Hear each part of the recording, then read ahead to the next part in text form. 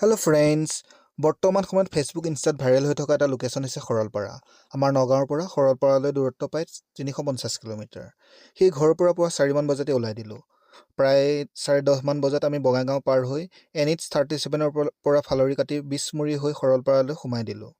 বিছমুৰীৰ পৰা সৰলপাৰালৈ প্ৰায় 38 কিলোমিটাৰ। কিন্তু এই 38 কিলোমিটাৰ যাওঁতে আমাৰ সময় লাগিছিল প্ৰায় 3 ঘণ্টা, কিয়নো ৰাস্তা ইমানেই বেয়া আছিল যে আপুনি এবাৰ গ'লে দ্বিতীয়বাৰ নাযাওঁ বুলি কাণত ধৰি আহিব। যদিও ৰাস্তা একেবাৰে বেয়া আছিল, প্ৰকৃতিৰ বিনন্দীয় সৌন্দৰ্য উপভোগ কৰি যাওঁতে দূৰণিৰ ভূটান পাহাৰখনৰ কেতিয়ানো ওচৰ পালোহি গমেই নাপালোঁ। প্ৰায় 1:30 আমি সৰলপাৰা পালোগৈ।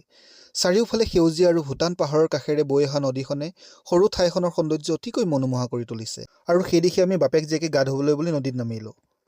ৰ'ব, এয়া ঠাণ্ডা দিন বুলি নাভাবিব, এয়া আগষ্ট মাহৰেই কথা। আমি গা পা ধুই অহালৈকে মানুহগৰাকী আৰু শুভই আমাৰ খানাৰ যা যোগাৰ কৰি আছে। এয়া নৱনীতাই বঙাইগাঁৱৰ বজাৰৰ পৰা কিনি অনা লোকেল মুৰ্গীৰ মাংস বনাই আছে। লগত মোৰ মা আৰু শাহুমাও গৈছিল। এয়া বিলাহীৰ লগত কাৱৈ মাছৰ টেঙা, এয়া মোৱা মাছৰ বইল পিটিকা। তাতে ময়ো অকণ সহায় কৰি দি পোলাওখিনি বনাই দিলোঁ। এয়া আমাৰ খানা ৰেডি।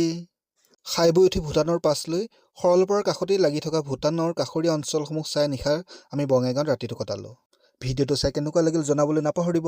আৰু যদি ভাল লাগিল ভিডিঅ'টো লাইক, কমেণ্ট আৰু শ্বেয়াৰ কৰিব। আৰু আপুনি যদি মোৰ চেনেলটোত একেবাৰেই নতুন তেনেহ'লে চেনেলটো ছাবস্ক্ৰাইব কৰি দিব। ইয়াৰ পিছত আমি ভূটান ভ্ৰমণৰ এটা সুন্দৰ ভিডিঅ' লৈ আহি আছোঁ। এতিয়ালৈ বাই বাই।